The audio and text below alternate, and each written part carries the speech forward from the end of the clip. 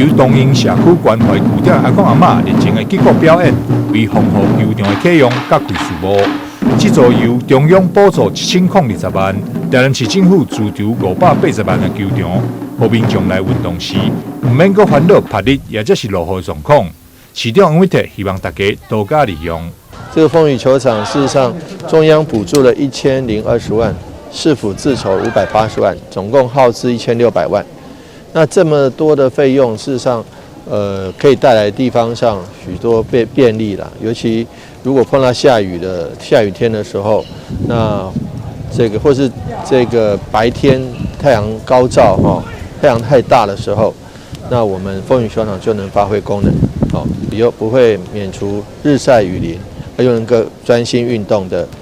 这个好处。那尤其我们可以看到。这个地方相当宽敞，总共有1470平方公尺，也就是将近500平，400多平，这么大的一个空间，那有这么好的一个遮蔽让民众安心的活动跟运动。那其实我们新化运动公园有很多设施，现在树木扶疏都已经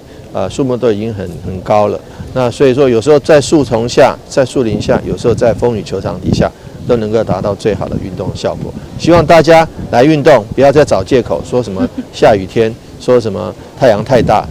有风雨球场就不用担心刮风下雨了。新华区运动公园丰富球场新建工程，内部设置2座标准型的篮球场，另外针对2座既有的露天球场，铺面也进行全面的翻新，并设置夜间照明设备，提供民众为早时和暗时拢有舒适运动的场所。台南新闻张硕伟采访报道。